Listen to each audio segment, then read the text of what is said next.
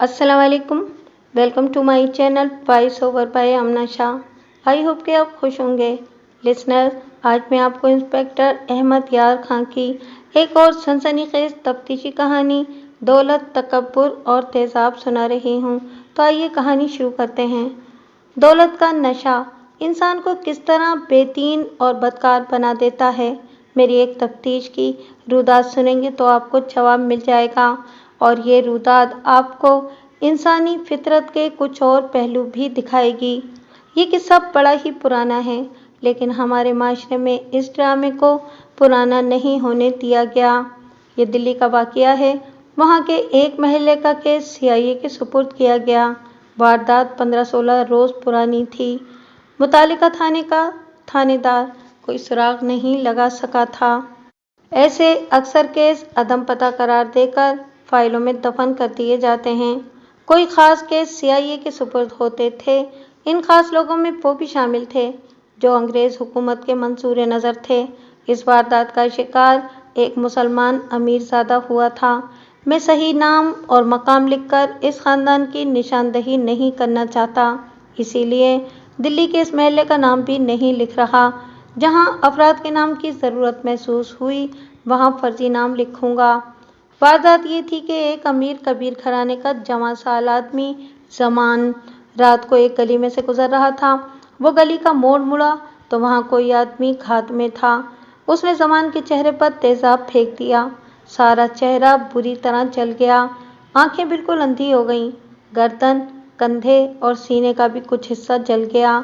ज़मान दर्द से चीखने चिल्लाने के सिवा कुछ न कर सका। वो तेज़ाब फेंकने वाले के पीछे दौड़ने के काबिल नहीं था। वो बेहोश होकर गिर पड़ा। 15-16 दिनों बाद इस वारदात की तफ्तीश सीआईए के सुपुर्द कर दी गई और ये मुझे सौंपी गई। सीआईए में फरिश्ते नहीं होते थे। पुलिस के इस शोबे के इख्तियारात खासे वसी थे। सीआईए के तरीक़ाए तफ्तीश में तशद्दुद और ईज़ा रसानी को खुसूसी अहमियत हासिल थी, इसीलिए इसे डरली जत्था कहा जाता था। दुल्ली मोटे चमड़े की एक चीज़ होती थी जिसकी शक्ल भांडों के तमाचे से मिलती जुलती थी। दुल्ली को उमूमन भिगो कर रखते थे और मुश्तबा आदमी को मुर्गा बनाकर कमर के नीचे कूल्हुओं के दरमियान मारते थे। इसकी ज़र्ब पत्थर जैसे मुलजिमों की चीखें निकाल देती थी।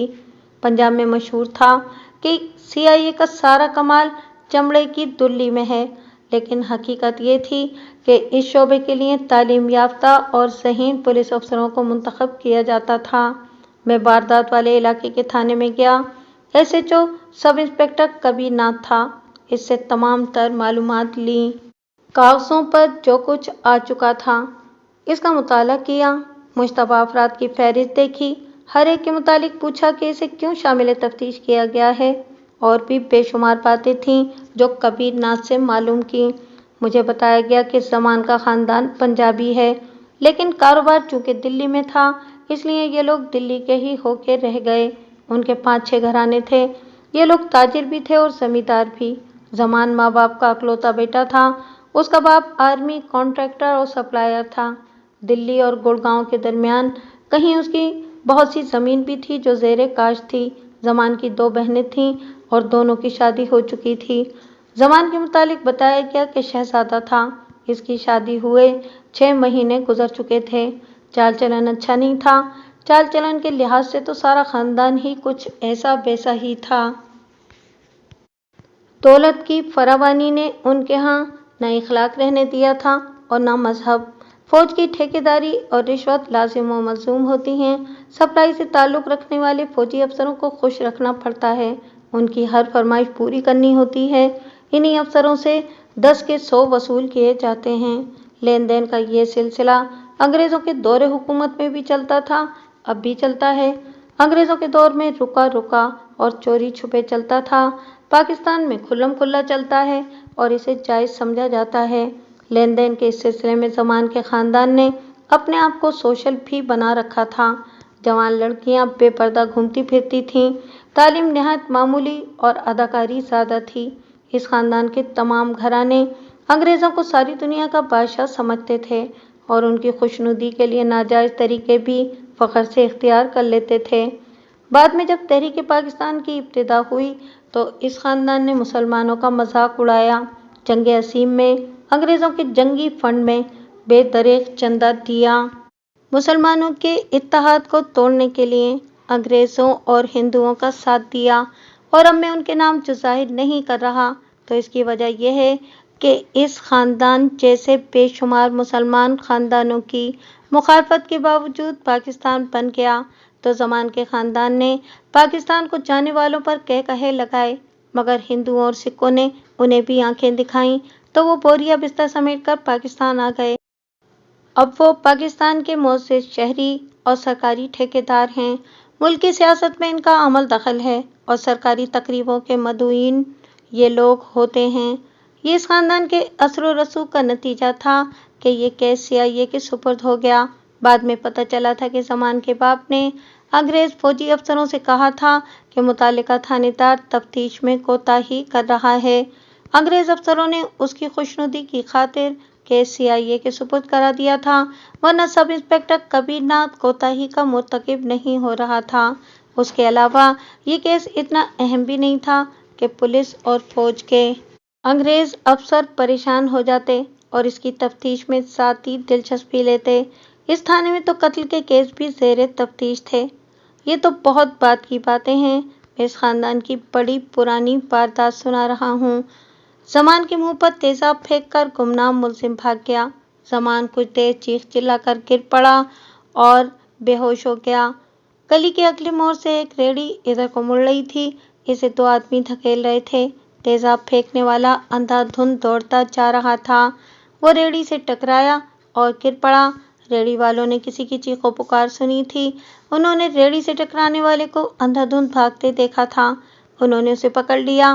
وہ آدمی تنومند اور دراز قد تھا۔ ریہڑی والے محنت و مشقت کرنے والے خوانچہ فروش تھے، اس آدمی کو گرفت میں نہ رکھ سکے۔ وہ آدمی ان کی گرفت سے نکلا اور پھر گر پڑا۔ دونوں ریہڑی والوں نے اسے پھر پکڑنے کی کوشش کی، وہ گتھم گتھا ہوئے، لیکن وہ آدمی ان دونوں کو گرا کر نکل گیا۔ اس زمانے میں لوگ پولیس کی مدد کرتے تھے۔ اس وقت کسی کو یہ خطرہ نہیں ہوتا تھا کہ کسی مجرم کو پولیس کی پشت پناہی حاصل ہے، یا یہ کہ تھانوں اور عدالتوں کے چکر کاٹنے پڑیں گے۔ پولیس مجرموں کی خبر دینے والوں اور گواہوں کا تحفظ کیا کرتی تھی۔ ان ریہڑی والوں نے بھی اپنا فرض ادا کیا تھا، لیکن مجرم نکل گیا۔ پھر بھی ان کی محنت رائے گاہ نہ گئی۔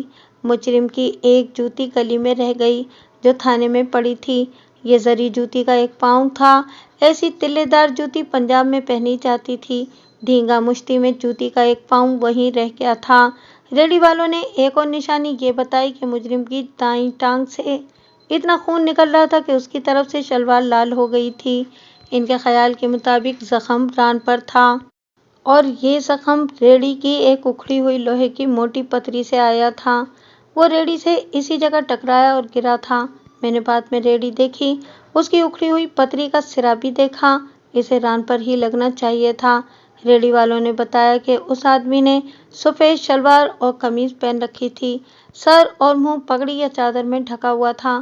زری جوتی، پگڑی اور شلوار قمیض سے یہ ثابت ہو گیا کہ مجرم مسلمان تھا۔ ہندوستان میں آج کل کی طرح ہندو مسلم کشیدگی اس وقت بھی تھی۔ اکیلے اکیلے مسلمان پر ہندوؤں کے قاتلانہ حملے ہوتے رہتے تھے، لیکن یہ واردات فرقہ وارانہ معلوم نہیں ہوتی تھی۔ ایک اس لیے کہ دلی میں ان دنوں مسلم ہندو کی کشیدگی کی کوئی وجہ نہیں تھی، اور دوسرے اس لیے کہ وہ محلہ مسلمانوں کا تھا۔ کسی کے منہ پر تیزاب پھینکنے کی وجہ معلوم کرنے کے لیے پولیس انسپکٹر ہونا ضروری نہیں۔ ہر کوئی سمجھ سکتا ہے کہ ایسی واردات کا باعث عداوت ہوتی ہے یا یہ واردات انتقامی طور پر کی جاتی ہے۔ یہ کارروائی رہزنی کی نیت سے نہیں کی جاتی، لہٰذا مجھے یہ معلوم کرنا تھا کہ جس پر تیزاب پھینکا گیا اس کی دشمنی کس کے ساتھ تھی۔ دشمنی معلوم کرنے کے لیے متعلقہ فرد کے گھریلو اور ذاتی حالات، عادات اور چال چلن معلوم کرنا ضروری ہوتا ہے۔ دشمنی کاروبار کے معاملے میں بھی ہو سکتی ہے اور جائیداد کے سلسلے میں بھی رقابت بھی ایک عام وجہ ہوتی ہے۔ اس کے علاوہ بھی کوئی وجہ ہو سکتی ہے۔ سب انسپکٹر کبیر ناتھ نے جو تفتیش کی تھی اور جو اسے کسی نتیجے پر نہیں پہنچا سکی تھی، اس کے مطابق زمان کا کوئی دشمن نہیں تھا۔ جیسا کہ میں کہہ چکا ہوں، یہ کیس اثر و رسوخ کے تحت CIA کو دیا گیا تھا۔ علاقے کے تھانے دار کبیر ناتھ پر بلا جواز کوتاہی کا شک کیا گیا۔ وہ تفتیش کر رہا تھا تو زمان کا باپ اور چچے مامے اسے پریشان کرتے رہتے تھے کہ وہ کچھ نہیں کر رہا۔ اس سے اس کی حوصلہ شکنی ہوئی۔ بہرحال میں نے اس کے بالائی افسروں کے دلوں سے اس کے خلاف شک نکال دیا تھا۔ کبیر ناتھ نے زمان کے متعلق مجھے بتایا کہ خوبصورت جوان ہے اور چال چلن کا بہت برا، اسے آوارہ شہزادہ کہہ لیں۔ دولت مند ماں باپ کا اکلوتا بیٹا ہونے کی وجہ سے وہ بری طرح بگڑا ہوا تھا۔ ظاہر ہے اس کی آوارگی کا باعث صرف لاڈ اور پیار نہیں، دولت تھی۔ مجھے تفتیش اپنے انداز میں شروع کرنی تھی۔ میں جب وہاں گیا تو زمان کا باپ، چچا اور ماموں مجھے ملے۔ ان کے ملنے کا انداز بتا رہا تھا کہ وہ مجھے اپنا ملازم سمجھ رہے ہیں۔ انہوں نے مجھے اس قسم کے حکم سنانے شروع کر دیے کہ زیادہ سے زیادہ 3 دن تک ملزم ہمارے سامنے آ جائے۔ ہم زیادہ انتظار نہیں کریں گے۔ پولیس کپتان سے کہہ دو کہ ہم 2 اور انسپکٹر بلا لیں گے۔ میں خاموشی سے سنتا رہا۔ زمان کے باپ نے جب یہ کہا کہ آپ نے ملزم کو پکڑ لیا تو ہم آپ کو انعام دیں گے تو میری برداشت کی حد ختم ہو گئی۔ میں نے غصے کو دبا کر اور ہونٹوں پر مصنوعی مسکراہٹ لا کر اور فدوی کم ترین کا مرا مرا سا لہجہ اختیار کر کے کہا کہ میں حضور کا خادم ہوں۔ حضور صرف یہ خیال رکھیں کہ میں فرشتہ نہیں ہوں اور میں جن بھوت اور جادوگر بھی نہیں ہوں۔ گناہ گار سا انسان ہوں۔ ملزم کو پکڑنے کی پوری کوشش کروں گا لیکن 3 دنوں کا وعدہ نہیں کروں گا۔ ہمارا مطلب یہ ہے کہ تفتیش میں سستی نہ ہو۔ زمان کے باپ نے کہا، پولیس کپتان ہمارا یار بیلی ہے، ہم اشارہ کریں تو؟ جناب عالی، میں نے اسے تو سے آگے بولنے نہ دیا اور کہا، میں آپ کو یہ بتا دینا ضروری سمجھتا ہوں کہ پولیس کپتان انگریز ہے اور انگریز کسی ہندوستانی کانٹریکٹر کے یار بیلی نہیں ہوتے۔ میں آپ کو کسی دھوکے میں نہیں رکھنا چاہتا۔ میری بات غور سے سن لیں۔ تفتیش کے دوران مجھے آپ کے گھر کے افراد سے بھی کچھ پوچھنا پڑے گا۔ ان افراد میں مستورات بھی شامل ہیں۔ اگر آپ نے تعاون نہ کیا تو میں پولیس کپتان کو اطلاع دے کر تفتیش ادھوری چھوڑ جاؤں گا۔ مجھے جس وقت ضرورت محسوس ہوگی آپ کے گھر جا ٹپکوں گا، آپ کے کسی بھی فرد کو تھانے بلاؤں گا۔ لیکن یہ خیال رکھنا کہ ہم عزت دار لوگ ہیں۔ زمان کے ماموں نے کہا، ہمارے گھر میں تھانے داروں کی طرح نہ آنا۔ میری نظر میں آپ سب مشتبہ ہیں۔ میں نے لہجے کی نرمی ختم کر کے تھانے داروں کے رعب سے کہا، آپ لوگ تشریف لے جائیں اور مجھے اپنا کام کرنے دیں۔ وہ مجھے گھورتے ہوئے چلے گئے۔ کبیر ناتھ نے مجھے بتایا کہ اسے وہ بھی پولیس کپتان کا رعب دیتے رہتے تھے۔ میں نے ریڑھی والوں کو بلوایا اور جائے واردات پر چلا گیا۔ یہ قدیم دلی کی قدرے کشادہ گلی تھی۔ ایک وہ موڑ تھا جو زمان مڑا تو اس پر تیزاب پھینکا گیا اور 6-7 گھر آ گئے۔ وہ موڑ تھا جہاں تیزاب پھینکنے والا ریڑھی سے ٹکرایا تھا۔ اس گلی میں متوسط اور اس سے نیچے طبقے کے لوگ رہتے تھے۔ میں نے کبیر ناتھ سے پوچھا کہ زمان کا گھر کہاں ہے؟ اس نے بتایا کہ یہاں سے 2-2.5 میل دور ہے اور وہ علاقہ امیروں کبیروں کا علاقہ ہے۔ اس زمانے میں کوٹھیوں کا اتنا رواج نہیں تھا جتنا آج ہے۔ وہ محلات جیسی حویلیاں اور چوباروں کا زمانہ تھا۔ میں نے یہ بات خاص طور پر نوٹ کی کہ زمان جیسا شہزادہ رات 10:30 بجے ان گلیوں سے کیوں گزر رہا تھا؟ میں دلی سے اچھی طرح واقف تھا۔ اگر زمان نے اپنے گھر کو جاتے ہوئے ان گلیوں کا راستہ چھوٹا سمجھا تھا تو یہ میرے لیے قابل قبول نہیں تھا۔ یہ اس کا راستہ ہو ہی نہیں سکتا تھا۔ اس کے علاوہ اسے پیدل جانے کی کیا سوجی تھی؟ وہ ٹانگے پر کیوں نہ گیا؟ اگر وہ واقعی دولت مندوں کا بیٹا تھا تو ان گلیوں میں اس کا کوئی دوست نہیں ہو سکتا تھا۔ یہ تو غریبوں کا محلہ تھا۔ بہرحال اس سوال کا جواب مجھے زمان سے لینا تھا۔ میں جب ایک سب انسپکٹر اور 2-3 کانسٹیبلوں کے ساتھ گلی کا جائزہ لے رہا تھا تو گلی میں رہنے والے اکٹھے ہو گئے۔ میں نے ان میں سے چند ایک سے پوچھا کہ جس آدمی کے منہ پر تیزاب پھینکا گیا تھا اسے وہ جانتے تھے یا اسے کسی نے پہلے کبھی اس گلی سے گزرتے دیکھا تھا؟ ان میں سے کوئی بھی زمان کو نہیں جانتا تھا۔ میں نے انہیں زمان کا اتا پتہ بتایا تو بھی وہ اسے نہ پہچان سکے۔ میرے دماغ میں یہ خیال آیا تھا کہ زمان جیسے آوارہ امیر زادے لوگوں کی بہو بیٹیوں کے پیچھے پڑے رہتے ہیں۔ ہو سکتا ہے زمان کی نظر کسی لڑکی پر ہو اور وہ اس کے پیچھے اس گلی میں آتا ہو۔ जो लोग तमाशा देखने जमा हो गए थे। इनमें से 5-6 ने बताया कि वारदात की रात उन्होंने किसी की चीखों पुकार सुनी तो वो बाहर निकल आए। गली में रोशनी बहुत मध्यम थी, सिर्फ एक बल्ब जल रहा था जो अगले मोड़ पर था, और ये वो मोड़ था जहाँ रेड़ी आ रही थी। मेले वालों ने देखा कि रेड़ी के करीब 3 आदमी गुत्थम गुत्था हो रहे थे। मेले वाले उधर को दौड़े, मगर लड़ाई खत्म हो गई और एक आदमी भाग गया। इसके बाद उन्होंने देखा कि एक आदमी दूसरे मोड़ पर पड़ा है। 1-2 लालटेनें और 1-2 टार्चें आ गईं। इस बेहोश आदमी का चेहरा बिगड़ रहा था, खाल रंग बदल रही थी। किसी ने कहा कि इसके मुंह पर तो तेजाब फेंका गया है, कोई भी इसे न पहचान सका। किसी ने कहा पुलिस को इतला दो, किसी ने कहा कि अस्पताल ले चलो, और किसी ने कहा पुलिस को यहीं बुलाओ। आखिर ये फैसला हुआ कि इसे रेड़ी पर डालो और थाने ले चलो। चुनाचे सामान को रेड़ी पर डाला गया। रेड़ी वालों ने बखुशी कहा कि वो इसे थाने ले जाएंगे। मेले का एक पढ़ा लिखा आदमी इनके साथ हो गया।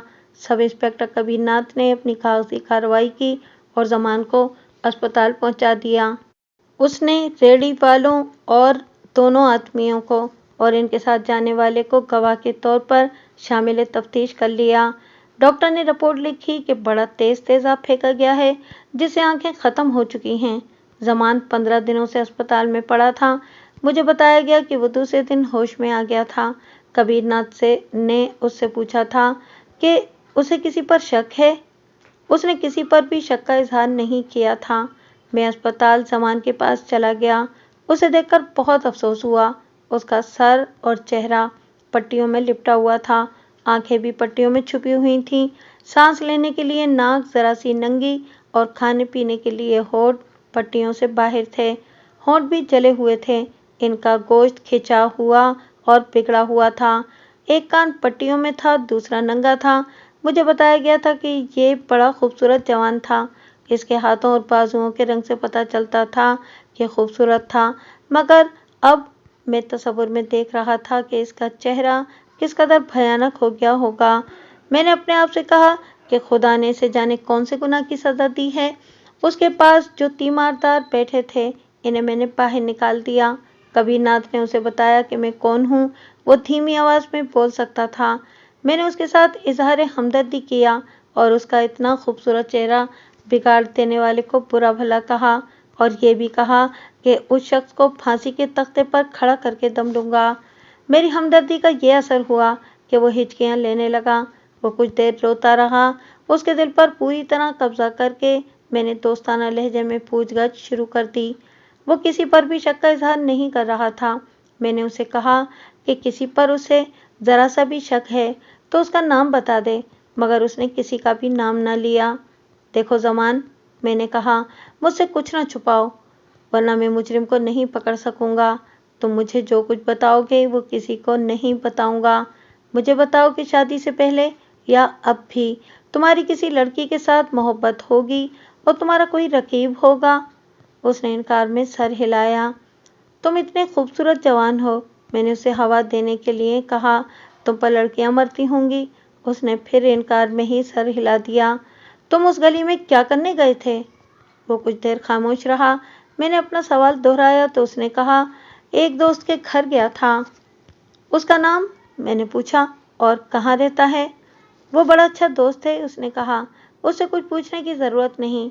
मैं उससे बहुत कुछ पूछना चाहता था और इसकी बड़ी शदीद जरूरत महसूस कर रहा था। उसने इस दोस्त का नाम ना ही बताया। मैंने बहुत झकझक की, मगर वो टालता रहा। सब इंस्पेक्टर कबीरनाथ ने मुझे इशारा किया कि ये झूठ बोल रहा है, ये किसी दोस्त के यहाँ नहीं गया था। इस गली में से मैं पहले भी कभी गुजरे हो? पहली बार गुजरा था, उसने जवाब दिया। इससे पहले तुम जहाँ कहीं भी गए थे, वहाँ किसी से लड़ाई झगड़ा हुआ था? नहीं। समान, मेरी बात समझने की कोशिश करो, मैंने कहा। मुझे तुम्हारे ज़ाती हालात के साथ कोई ज़ाती दिलचस्पी नहीं। मुझे सिर्फ ये मालूम करना है कि किसी न किसी के दिल में तुम्हारी दुश्मनी है।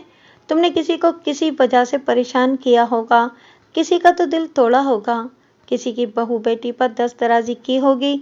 उसने तुमसे इंतकाम लिया है।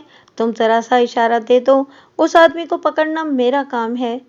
उसने जवाब देने से ही इनकार कर दिया। میں نے اپنے انداز سے پوچھ گچھ شروع کر دی۔ وہ جس طرح جواب دے رہا تھا اس سے مجھے شک ہو رہا تھا کہ صحیح جواب دینے سے بچ رہا ہے۔ ایک بار اس نے یہ بھی کہا کہ اسے جواب دینے سے تکلیف ہوتی ہے۔ میں نے اسے کہا کہ وہ لیٹ جائے اور آرام آرام سے بولے۔ میں اس کے پیچھے پڑا رہا۔ تمہارے دوستوں یا دشمنوں میں زری جوتی کون پہنتا ہے؟ ہمارے خاندان کے 5-6 آدمی زری جوتی پہنتے ہیں، اس نے جواب دیا۔ مشکل یہ تھی کہ وہ جوتی دیکھ نہیں سکتا تھا۔ میں نے جوتی کا حلیہ بیان کیا تو اس نے اکتائے ہوئے لہجے میں کہا کہ جوتی کے ایک پاؤں سے وہ کسی آدمی کی نشاندہی نہیں کر سکتا۔ میں نے اسے بتایا کہ اس پر تیزاب پھینکنے والے نے سفید شلوار قمیض پہن رکھی تھی۔ اس نے کچھ دیر خاموش رہ کر کہا کہ وہ کسی کا نام نہیں لے سکتا۔ وہ اوٹ پٹانگ اور ٹال مٹول کے انداز سے جواب دے رہا تھا۔ میں جھنجھلا اٹھا۔ میں نے کہا، زمان، مجھے تمہارے ساتھ دلی ہمدردی ہے، لیکن میں تمہیں صاف بتاتا ہوں کہ تم شریف آدمی نہیں ہو۔ تمہاری چال چلن کے متعلق مجھے پوری رپورٹ مل چکی ہے۔ تم مرو یا جیو، مجھے اس سے کوئی دلچسپی نہیں۔ مجھے اپنا فرض ادا کرنا ہے اور میں فرض ادا کر کے رہوں گا۔ تم جھوٹ بول رہے ہو، مجھ سے جو کچھ چھپا رہے ہو وہ میں جانتا ہوں۔ میں تمہاری زبان سے سننا چاہتا ہوں۔ میں نے ہوا میں تیر چلایا۔ اس محلے میں تمہاری آشنائی جس عورت کے ساتھ ہے، اس کے کسی بھائی یا باپ نے یا اس کے کسی اور چاہنے والے نے تم پر تیزاب پھینکا ہے۔ اس کے منہ سے نکل گیا، ہندوؤں میں اتنی جرأت نہیں ہو سکتی۔ تو اس رات تم اسی سے ملنے گئے ہوگے؟ نہیں، اس نے کہا۔ اس رات میں کہیں اور سے آ رہا تھا۔ بات اس کے منہ سے نکل گئی تھی، اس نے نگلنے کی کوشش نہ کی۔ میری حوصلہ افزائی سے اس نے بتا دیا کہ واردات والی گلی سے تھوڑی ہی دور ایک ہندو لڑکی کے ساتھ اس کی دوستی ہے۔ یہ لڑکی شادی کے 5ویں مہینے بیوہ ہو گئی تھی۔ اس کی عمر ابھی 20 سال بھی نہیں ہوئی تھی۔ ہندوؤں کے ہاں بیوہ کو دوسری شادی کے حق سے محروم کر دیا جاتا ہے۔ اس غیر انسانی ظلم سے جو خرابیاں پیدا ہوتی ہیں، ان کی ایک مثال یہ تھی، زمان اسے اس کے گھر کے قریب ایک غیر آباد مکان میں جو کسی حد تک کھنڈر بن چکا تھا ملا کرتا تھا۔ اس لڑکی کی دوستی کسی اور کے ساتھ بھی ہوگی؟ میں نے کہا۔ نہیں، میں مان ہی نہیں سکتا، میں نے کہا، اور میں سمجھ نہیں سکتا کہ تم چھپا کیوں رہے ہو۔ پھر مجھے معلوم نہیں، کیا اپنی شادی کے بعد بھی تم نے اس لڑکی سے دوستی جاری رکھی تھی؟ ہاں جی۔ یہاں سے مجھے یہ خیال آیا کہ اس ہندو لڑکی کی دوستی کسی اور کے ساتھ بھی ہوگی، یا کوئی اور اس لڑکی کے ساتھ دوستی کرنا چاہتا ہوگا اور اس نے زمان کو رکاوٹ سمجھا ہوگا، مگر زمان کہہ رہا تھا کہ اسے معلوم نہیں یا مجھے معلوم کرنا تھا۔ میں نے زمان سے کہا کہ میں اس کے پاس پھر آؤں گا اور وہ مجھے وہ باتیں بھی بتا دے جو وہ مجھ سے چھپا رہا ہے۔ میں جب زمان کے باپ سے ملنے کے لیے اس کے گھر گیا تو زمان کا چچا اور ماموں بھی آ گئے۔ حویلی محل جیسی تھی۔ میں نے پہلے ان تینوں کے ساتھ بات کی اور انہیں بتایا کہ یہ واردات انتقامی ہے۔ زمان نے کسی کو پریشان کیا ہوگا یا کسی کی بہو بیٹی سے دست درازی کی ہوگی، یا آپ میں سے کسی نے کسی کے ساتھ کوئی ناقابل برداشت زیادتی کی ہوگی، کسی کی بے عزتی کی ہوگی۔ تینوں بیک وقت بول پڑے، نہ جی نہ۔ پھر زمان کے ماموں نے تقریر شروع کر دی جس میں اس نے مجھے یہ بتایا کہ وہ بہت شریف لوگ ہیں، بڑے سخی ہیں، وقتاً فوقتاً غریبوں کو اکٹھا کر کے انہیں کھانا کھلاتے ہیں، اسی لیے انگریز افسر اس خاندان کی عزت کرتے ہیں۔ زمان کا چال چلن کیسا ہے؟ وہ تو بھولا بادشاہ ہے جی، اس کے باپ نے جواب دیا۔ ہمیں پتہ چل جائے کہ اس پر تیزاب کس نے پھینکا ہے تو آپ بھی دیکھ لینا، اس کی لاش بھی نہیں ملے گی۔ لیکن جس طرح آپ باتیں کر رہے ہیں، اس طرح تو کبھی بھی پتہ نہیں چلے گا کہ وہ کون ہے۔ میں نے کہا، میں آپ سے کہہ رہا ہوں کہ یہ کسی دشمن کا حملہ تھا، یہ تو مجھے آپ ہی بتا سکتے ہیں کہ آپ لوگوں کا یا زمان کا دشمن کون ہے۔ دشمنی کاروباری بھی ہو سکتی ہے، جائیداد کے تنازع پر بھی ہو سکتی ہے۔ وہ تینوں میری بات سمجھنے کی کوشش ہی نہیں کر رہے تھے۔ میں نے زمان کے چچا اور ماموں کو وہاں سے اٹھا دیا۔ میں زمان کے باپ سے بات کرنا چاہتا تھا۔ جب تک آپ میرے ساتھ تعاون نہیں کریں گے میں کچھ نہیں کر سکوں گا۔ میں نے کہا، اب آپ میرے ساتھ اکیلے ہیں، مجھے درپردہ بتا دیں، کسی کو کچھ نہیں پتہ چلے گا۔ میں آپ کو یقین سے بتاتا ہوں کہ آپ کے بیٹے کا چال چلن بہت برا ہے۔ مجھے یہ بتائیں کہ اس سلسلے میں اس کی دشمنی کس کے ساتھ تھی؟ اس نے پھر بھی زمان کی تعریفیں کی۔ میں ان لوگوں کے دشمنوں کا کھوج لگانے کی کوشش کر رہا تھا۔ مجھے خیال آیا کہ زمان کی شادی کو صرف 6 مہینے گزرے ہیں۔ ہو سکتا ہے اس رشتے کے سلسلے میں عداوت پیدا ہو گئی ہو۔ میں نے زمان کے باپ سے پوچھا کہ زمان کی بیوی کے 1-2 اور امیدوار بھی ہوں گے۔ مجھے بتائیں کہ یہ رشتہ کس طرح طے ہوا تھا؟ جس طرح رشتے طے ہوتے ہیں، اس نے جواب دیا۔ میرے بیٹے کو تو 10 لڑکیوں کے رشتے مل رہے تھے۔ اس نے مجھے پریشان کر دیا۔ مجھے اپنے آپ پر ہمیشہ قابو رہتا تھا، لیکن اس شخص نے میرا غصہ میرے قابو سے نکال دیا۔ میں نے غصے سے کانپتی ہوئی اور دھیمی سی آواز میں کہا، دولت اور ٹھیکیداری اور انگریزوں کی چاپلوسی کر کے بھی تم خود کے گناہوں کو لوگوں کی نگاہوں سے چھپا نہیں سکتے۔ تم تصور میں اپنے آپ کو اتنا اونچا لے گئے ہو کہ تمہیں خدا بھی یاد نہیں رہا۔ تم بد اخلاقی کی پستیوں میں رینگنے والے کیڑے مکوڑے ہو۔ میں پولیس انسپکٹر ہوں۔ تمہارے خاندان کے متعلق بہت کچھ معلوم کر کے یہاں آیا ہوں۔ تمہارے کہنے سے میں تمہیں اور تمہارے بیٹے کو شریف اور پارسا نہیں کہہ سکتا۔ ایک تو ہمارے لڑکے کی زندگی تباہ ہو گئی ہے، دوسرے آپ ہماری بے عزتی کر رہے ہیں۔ اس نے غصیلی آواز میں کہا، آپ تفتیش کریں، ہمیں ملزم نہ سمجھیں۔ مجھے آپ کے لڑکے کے ساتھ کوئی دلچسپی نہیں، میں نے کہا۔ میں اس قانون کا محافظ ہوں جو اس ملک میں چل رہا ہے۔ اس قانون پر زد پڑی ہے۔ مجھے اس مجرم کو پکڑنا ہے جس نے اس قانون کی توہین کی ہے، اور اسے زیادہ سے زیادہ سزا دلانی ہے تاکہ کل کوئی اور آدمی کسی اور آدمی کے منہ پر تیزاب پھینکنے کی جرات نہ کرے۔ مگر آپ میری کوئی مدد نہیں کر رہے۔ ذرا چبوترے سے اتریں اور میرے ساتھ کھل کر بات کریں۔ آپ مجھ سے کچھ چھپا رہے ہیں۔ میں آپ کو ملزم نہیں، مشتبہ سمجھ رہا ہوں۔ آپ کی یا آپ کے بیٹے کی کسی ناقابل برداشت حرکت کی وجہ سے یہ جرم سرزد ہوا ہے۔ میں آپ سے وعدہ کرتا ہوں کہ آپ کے خلاف کوئی کارروائی نہیں کروں گا۔ مجھے یہ بتا دیں کہ آپ کے یا آپ کے بیٹے کے ہاتھوں ستایا ہوا وہ کون تھا جس نے ظالمانہ طریقے سے انتقام لیا ہے؟ اس کی جھاگ تو بیٹھ گئی، لیکن معاملہ جلی ہوئی رسی کا تھا۔ جل کر بھی بل نہ گیا۔ اس نے یہاں تک تسلیم کر لیا کہ زمان خان کی عادتیں اچھی نہیں تھیں۔ ہو سکتا ہے کہ اس نے باہر کوئی حرکت کی ہو۔ اس سے زیادہ مجھے اس سے کچھ بھی حاصل نہ ہوا۔ میں یہ دیکھ چکا تھا کہ یہ اوچھے لوگ ہیں اور دولت نے ان کے ذہنوں کو زنگ لگا رکھا ہے۔ اتنی زیادہ باتوں سے اور پوچھ گچھ سے میں یقین کی حد تک محسوس کرنے لگا تھا کہ جو کچھ ہے ان 5-6 گھروں میں ہے۔ میں نے دماغ پر زور دیا تو میں نے زمان کی بیوی سے پوچھ گچھ کی ضرورت محسوس کی۔ بہت سوچا اور یہ فیصلہ کیا کہ زمان کے سسر سے بات کی جائے۔ آپ جانتے ہیں کہ لڑکی اور لڑکے کے سسرال میں عموماً چپکلش ہوتی ہے اور اکثر رشتے پیار اور محبت کے زیر اثر نہیں لیے دیے جاتے۔ ان کے پیچھے خاندانی سیاست ہوتی ہے۔ ان میں سے کسی کو چھیڑ دو تو وہ ایک دوسرے کو دنگا کر دیتے ہیں۔ انہیں ایک دوسرے کے خلاف بھڑکا کر بھی بھید لیے جا سکتے ہیں۔ میرے دماغ پر اس واقعے کا یہ پہلو بھی سوار تھا کہ زمان کا چال چلن ٹھیک نہیں تھا، اس لیے اس کی بیوی اس سے نالاں ہوگی اور سسر بھی شدید ناراض ہوگا۔ میں زمان کے سسر کے ہاں چلا گیا، اس کے ساتھ ہمدردی کا اظہار کیا۔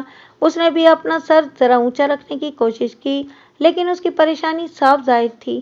اس کی باتوں میں جھجک تھی۔ وہ زمان کے باپ سے مختلف تھا۔ میں نے اس کی اس کیفیت سے فائدہ اٹھایا اور اس کے مطابق باتیں کر کے اس کے دماغ پر قبضہ کر لیا۔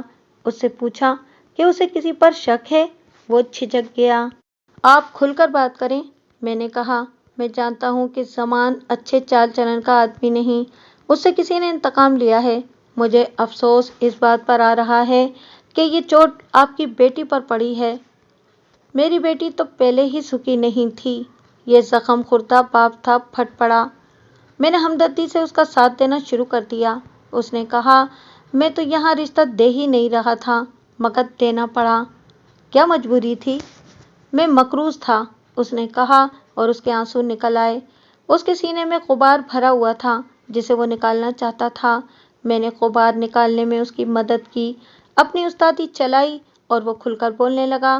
بات تو اس نے بڑی لمبی سنائی تھی، لیکن میں مختصر کر کے سناتا ہوں۔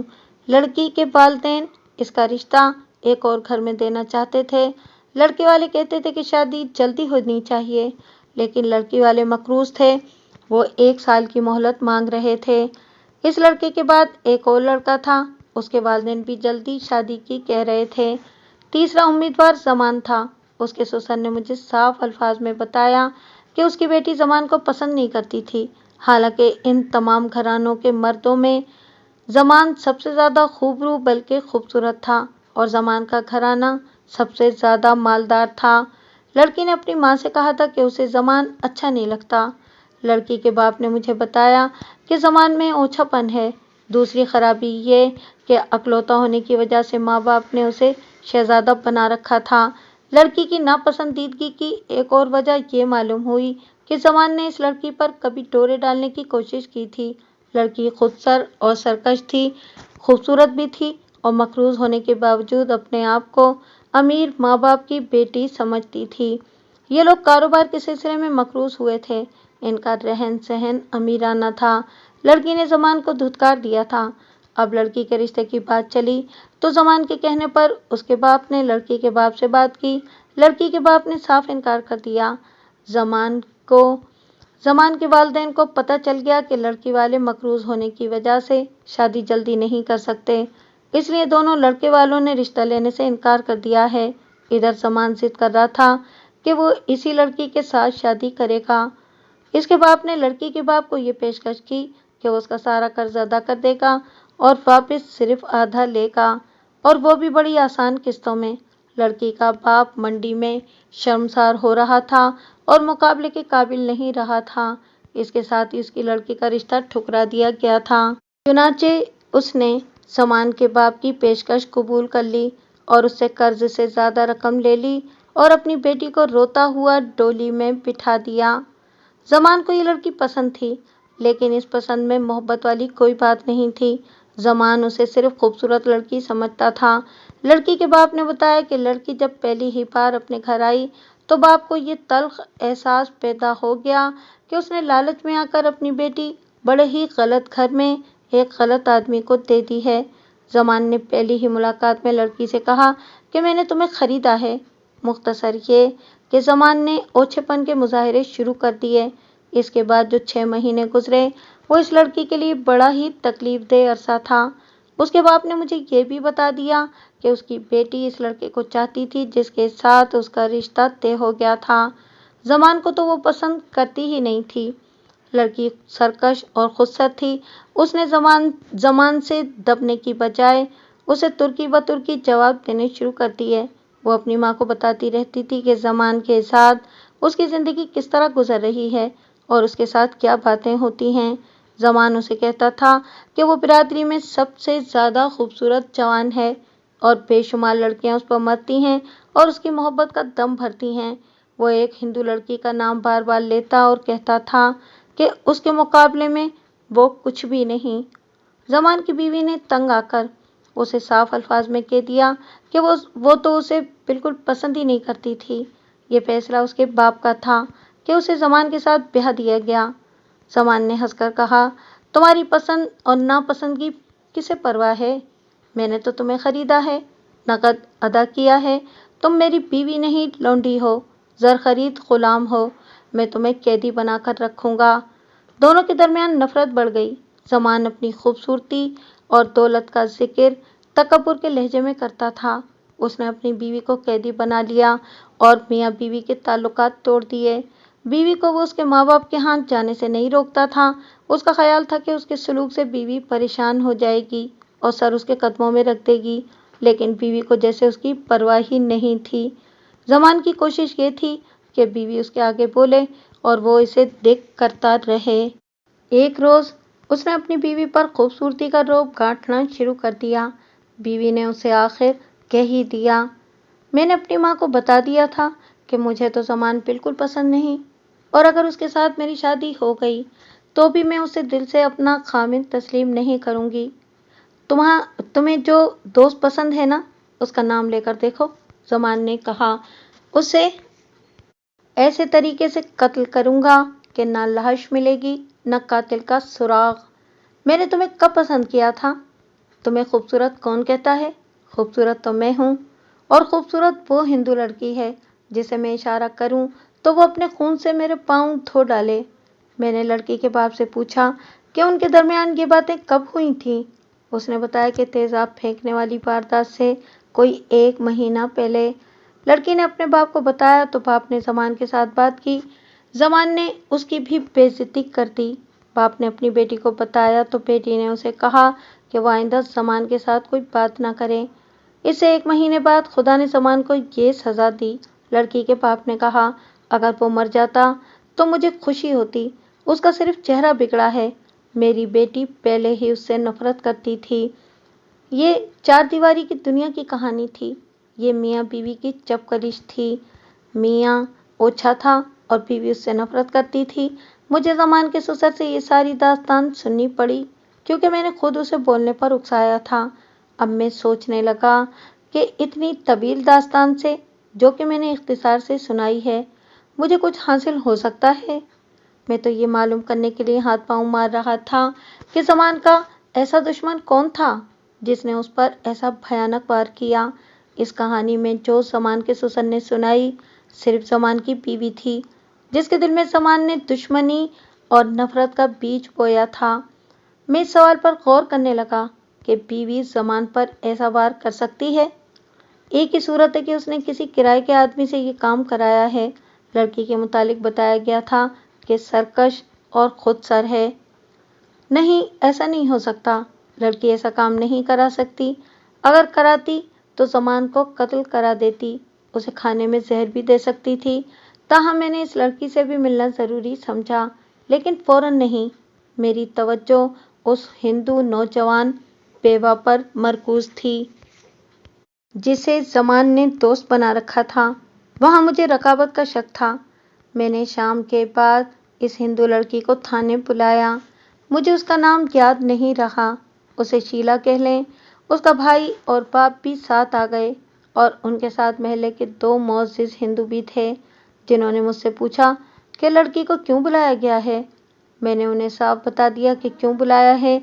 इन्हें ये तसल्ली भी दी कि लड़की के खिलाफ कोई कार्रवाई नहीं होगी और उसकी इज्जत का पूरा पूरा ख्याल रखा जाएगा। इसके सबूत में मैंने इन्हें बताया कि लड़की और उसके वालिदैन की इज्जत का ख्याल ना होता तो मैं इसे दिन के वक्त बुलाता। लड़की को मैं कमरे में ले गया। उसके भाई, बाप और दूसरे 2 हिंदुओं को बरामदे में कुर्सियों पर बिठा दिया। लड़की की घबराहट कुदरती थी। वो बड़ी खूबसूरत लड़की थी। उसकी नौजवानी का ख्याल आया तो मुझे इस पर तरस आ गया। जी में आई कि बाहर बैठे हुए हिंदुओं से कहूँ कि ज़ालिमों, मजहब की आड़ में तुम अपनी मासूम बच्चियों पर क्या जुल्म कर रहे हो। लेकिन मेरा फ़र्ज़ कुछ और था। किसी के मजहब के साथ मेरा कोई ताल्लुक़ नहीं था। मैंने शीला की घबराहट दूर करने की कोशिश की और उसे बताया कि उसके खिलाफ कोई कार्रवाई नहीं होगी, बशर्ते कि वो हर बात बता दे और कुछ भी छुपाने की कोशिश न करे। मैंने उसे ये भी यकीन दिलाया कि वो जो कुछ बताएगी वो मेरे सीने में राज रहेगा। इस कमरे से बाहर किसी को कुछ भी मालूम नहीं होगा, और अगर उसने मेरे साथ हेरा फेरी की कोशिश की तो उसके साथ वही सलूक होगा जो पुलिस वाले किया करते हैं। वो डर गई और उसने सर झुका लिया। मैंने उसके साथ हमदर्दी का इजहार किया कि वो इसी उम्र में बेवा हो गई है। फिर मैंने बातों में उसे ऐसा तासुर दिया कि वो जिस रास्ते पर चल निकली है इसमें वो हक बजानिब है। उसने मुझे ऐसी नज़रों से देखा जैसे वो मुझे अपना हमदर्द और गमखार समझ रही है। ज़रा इस पर गौर करो कि मैंने तुम्हें क्यों बुलाया है। मैंने कहा, मुझे तुम्हारे मुतालिक कुछ बताया गया है और इसलिए बुलाया है तुम्हें कि मालूम हो चुका होगा तुम्हें कि जिसे तुम दिल से चाहती हो उसका चेहरा तेजाब से जला दिया गया है। अब तुम उसे पहचान नहीं सकोगी। वो हमेशा के लिए अंधा हो गया है। मैं तुम्हारी और जमान की दोस्ती के मुतालिक बहुत कुछ जानता हूँ। उसकी आंखों में आंसू आ गए और उसने कहा, मुझे पता चल गया है।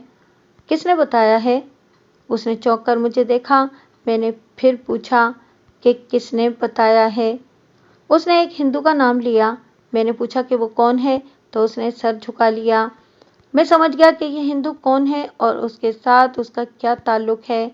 मैं इस शक पर काम कर रहा था कि इस वारदात का बाइस रकाबत है और इसका ताल्लुक शीला से हो सकता है।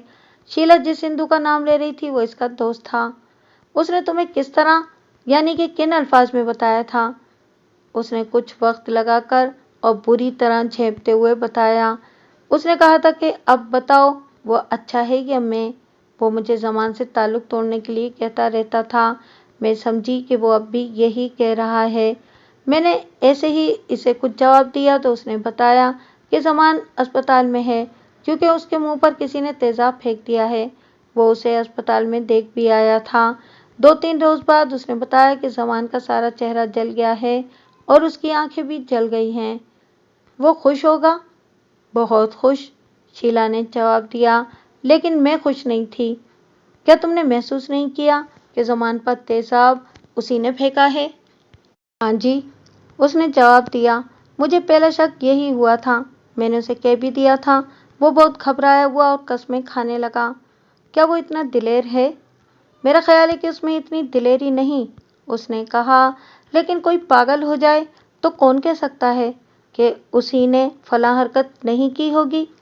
लड़की जब खुलकर बोलने लगी तो मुझे एहसास हुआ कि वो ज़हीन है और इसमें सादगी या झिझक नहीं, और जिस गलत तरीके से वो बेवगी गुजार रही है इसे वो अपना हक समझती है। उसके बोलने के अंदाज में खुद एतमादी थी और ये खुद एतमादी मुझे कुछ अच्छी लग रही थी। उसने मेरे दिल में अपनी हमदर्दी पैदा कर ली। मुझे ये इत्मीनान हुआ कि इससे मुझे कोई सुराग मिल जाएगा। उसने कभी कोई ऐसी बात की थी कि ज़मान को कत्ल कर दूंगा या इसी किस्म की कोई और धमकी? ऐसी बातें तो वो करता ही रहता था, उसने कहा। तुमने ज़मान के साथ कभी इसकी धमकियों का जिक्र किया था? किया था, उसने जवाब दिया। उसने 2-3 बार कहा था कि तुम कहो तो उसे पार कर दूं।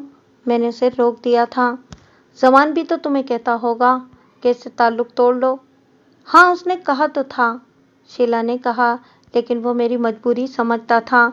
ज़मान से पहले मेरी उसके साथ दोस्ती थी जो मैं तोड़ देती तो वो मुझे और ज़मान को पकड़वा देता या हमारे रास्ते में रुकावट बन जाता। मैंने उसकी शर्त मान ली थी और उससे ये शर्त मनवा ली थी कि मैं ज़मान की दोस्ती तर्क नहीं करूँगी। ज़मान ने इस सूरत को कबूल कर लिया था। ये कोई सच्ची मोहब्बत वाला मामला नहीं था। ये 3 गुनहगारों का मसला था। अगर गहराई में जाकर देखा जाए तो ये हिंदू मत का मामला था। लेकिन मैं अपने मसले में उलझा हुआ था जो ये था कि जुर्म जो सरजद हुआ है इसका बाइस शीला है या कोई और। मुझे नजर आने लगा था कि मेरे मसले का हल शीला के पास है। उसने ताउन करना भी शुरू कर दिया था। मैंने बहुत सी बातें कह सुनकर उससे पूछा कि ज़मान को वो किस हद तक पसंद करती थी। उसने बड़ा ही साफ जवाब देकर मुझे हैरान कर दिया। बिला झिझक कहने लगी, सच पूछिए तो मैं उसे अपना खामिन समझती थी। उसने मुझे तोहफे पेश किए, पैसे भी देने की कोशिश की, लेकिन मैंने तोहफे और पैसे कबूल करने से इनकार कर दिया। वो नाराज़ हुआ तो मैंने उसे कहा कि मैं तवाइफ नहीं हूँ। मैंने उसे यहाँ तक कह दिया था कि मैं मुसलमान हो जाऊँगी बशर्ते कि वो मेरे साथ शादी कर ले। उसने इनकार नहीं किया था, सोच में पड़ गया था। फिर उसने कहा कि ऐसा हो तो सकता है, मैं करके दिखा दूंगा। तुमने कभी अपने हिंदू दोस्त से कहा था कि तुम मुसलमान हो जाओगी? मैंने उसे सिर्फ यही नहीं कहा था कि मैं मुसलमान हो जाऊंगी, बल्कि ये भी कहा था कि मैं अपने मज़हब से नफरत करती हूँ। शीला की आवाज़ में जोश पैदा हो गया था। वो कह रही थी, उसने कहा था कि तुम मुसलमान होकर ज़मान के साथ शादी के ख्वाब देख रही हो। फिर उसने हिंदू मज़हब की तारीफें शुरू कर दी और मुसलमानों को पलीद और न जाने क्या क्या कहने लगा। मैंने उसे कहा कि पलीद तुम हो, पलीद मैं हूँ और हम दोनों को हमारे मज़हब ने पलीद किया है। बेवा को किस गुनाह की सज़ा दी जाती है? मुझ जैसी शक्ल वाली नौजवान बेवा को मनूस क्यों समझा जाता है? क्या अपने खामिद को मैंने कत्ल किया है? मैंने उसे कहा कि तुम्हारी बहन इस जवानी की उम्र में बेवा हो जाएगी तो तुम उसे मथुरा या द्वारका या बनारस ले जाकर पंडितों और साधुओं के हवाले कर दोगे और दिल को तसल्ली दे लोगे कि वो दूसरी बेवाओं के साथ मंदिर में बैठी प्रार्थना कर रही है, मगर कभी वहां जाकर ये देखने की जुर्रत नहीं करोगे कि वो प्रार्थना नहीं पाप कर रही है। तुम अपने पंडितों को जाने क्या समझते हो? पंडित प्रार्थना और पाप को एक माला में पिरोकर रखते हैं।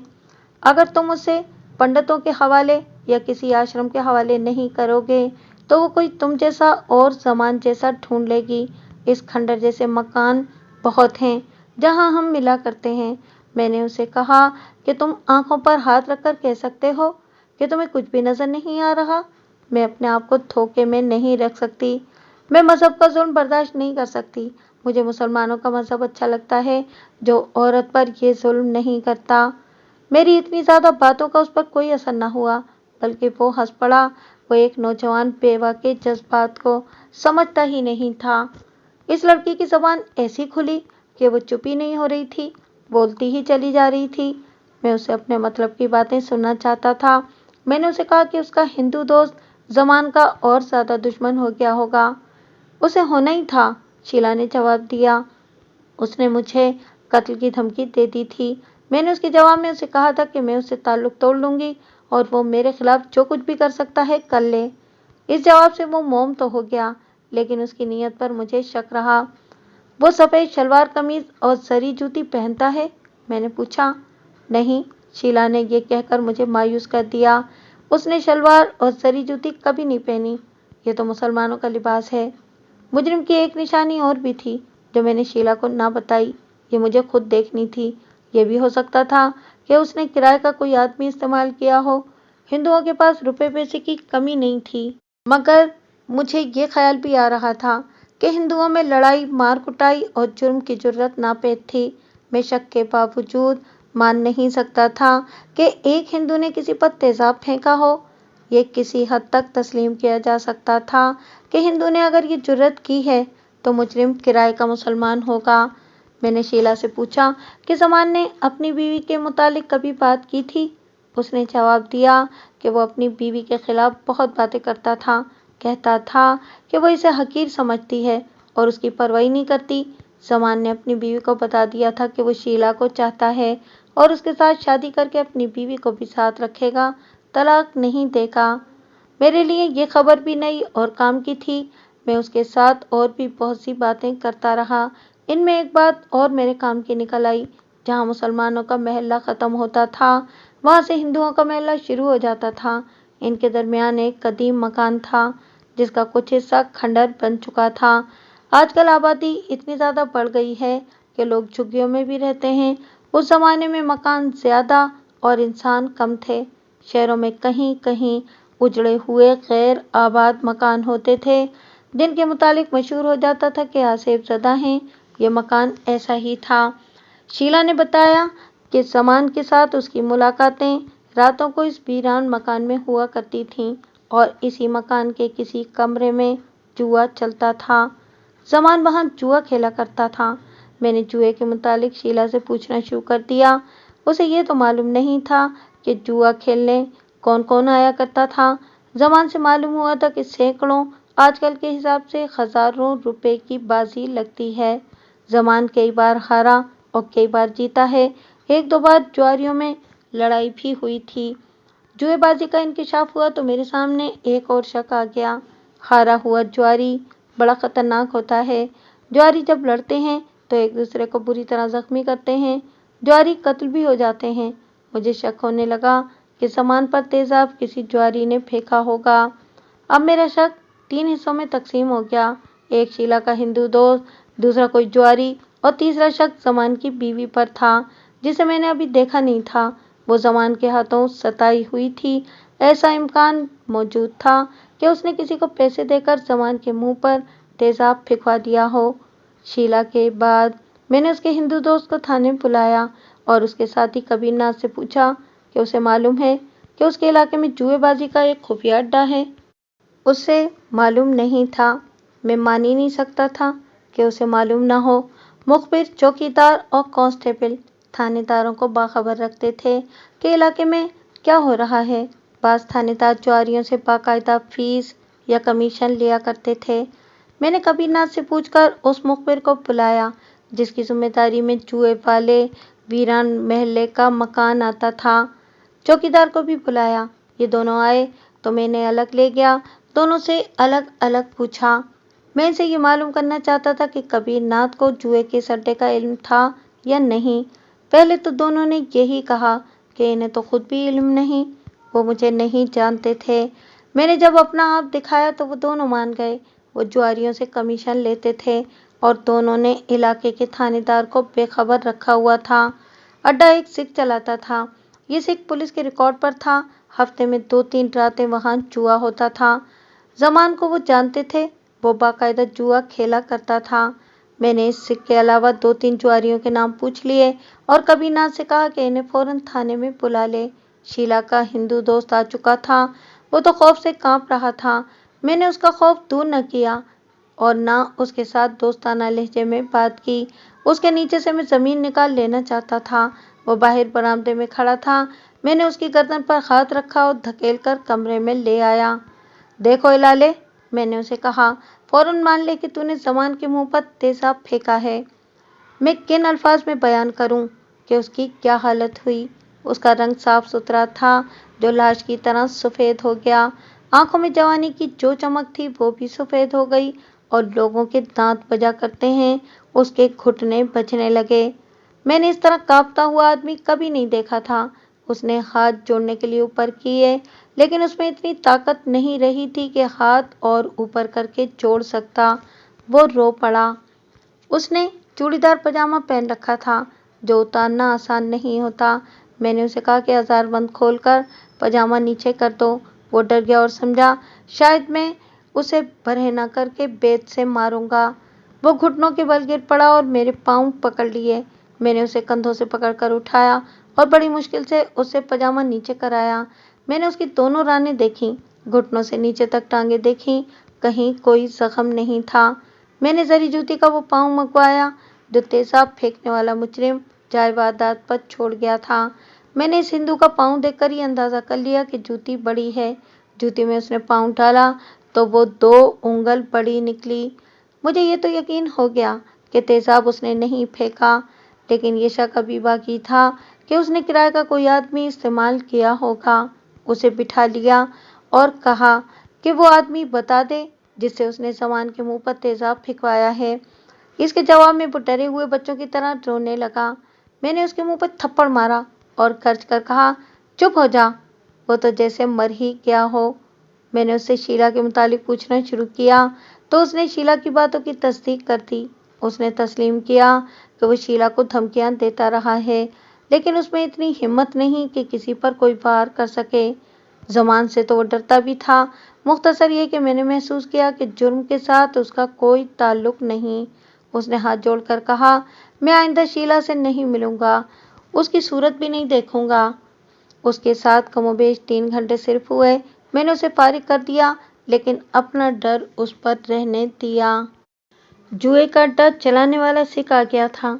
मैंने उसे कहा कि वो झूठ बोलने की कोशिश न करे और मुझे चक्कर न दे, वरना उसके लिए बहुत बुरा होगा। वो जुराइम पेशा था। उसने मुझे कोई चक्कर न दिया।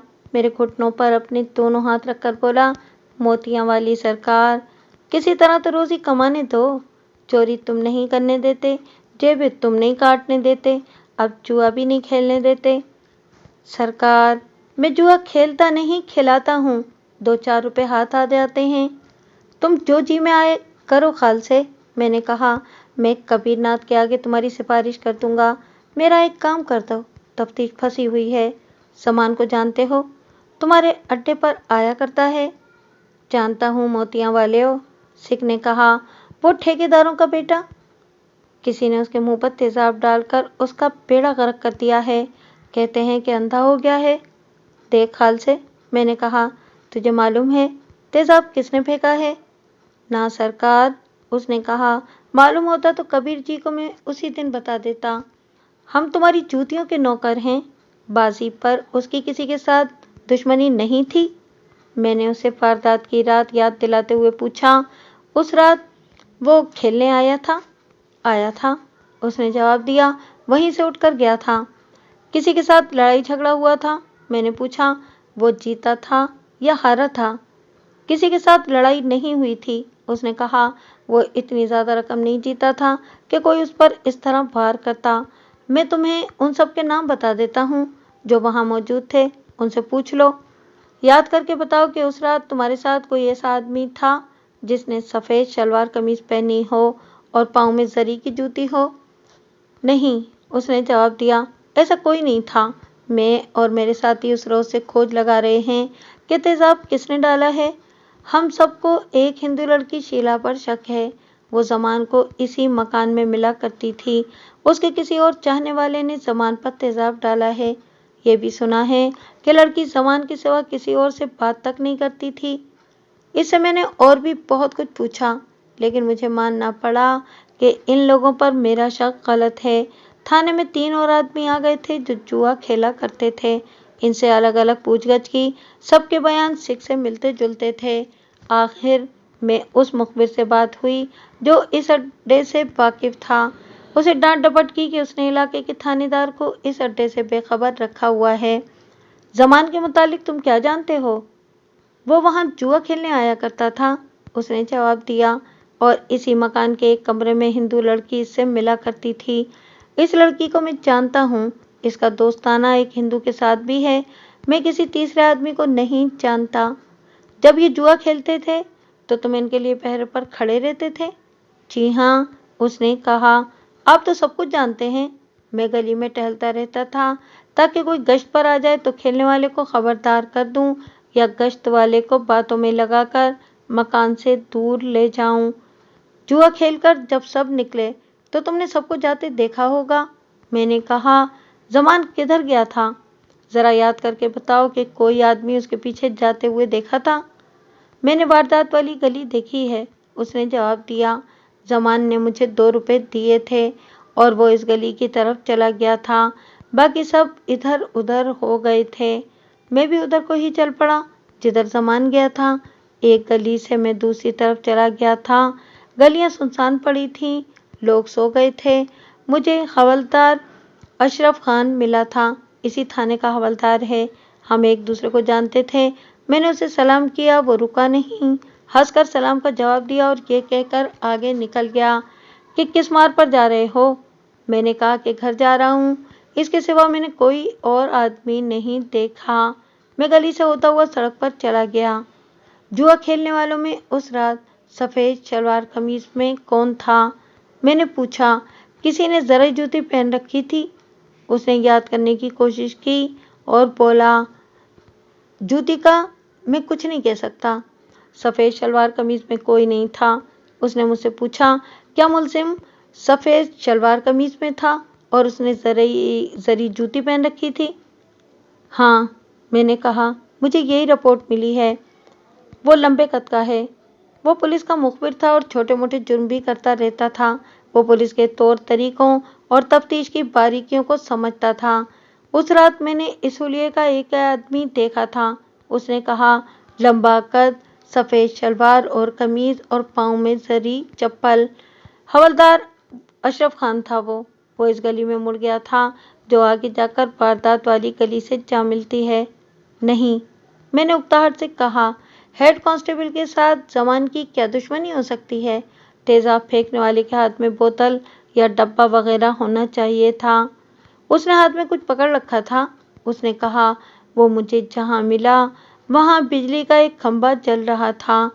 میں حیران تھا کہ مجھے دیکھ کر وہ رکا کیوں نہیں۔ میرے اس کے ساتھ اچھے خاصے تعلقات ہیں۔ وہ بہت تیز چلا جا رہا تھا۔ اس سے بھی مجھے کچھ نہ ملا تو میں نے اسے چلے جانے کو کہا۔ وہ اٹھا اور چل پڑا، مگر رک گیا اور التجا کے لہجے میں بولا، میں نے اس اڈے کو کبیر صاحب سے خفیہ رکھا تھا۔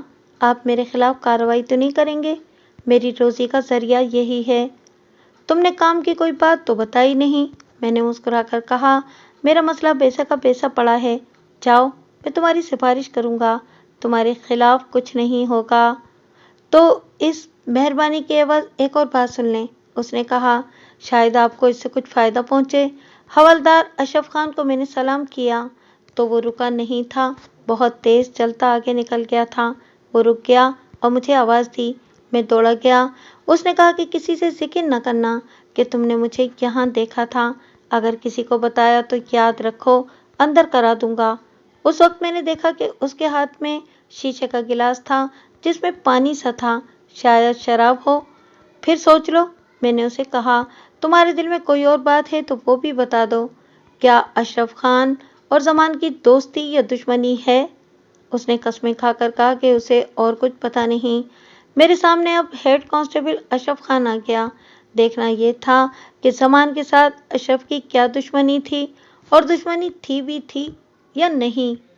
मैं अशरफ खान को नहीं जानता था। मुखबिर के जाने के बाद मैंने कबीरनाथ से पूछा कि उसका हेड कांस्टेबल अशरफ खान कैसा आदमी है और उसके मुतालिक उसकी क्या राय है। उसने बताया कि अशरफ खान जमींदार खानदान का खूबरू जवान है, कुछ पढ़ा लिखा भी है और बहुत होशियार और चलता पुर्जा है।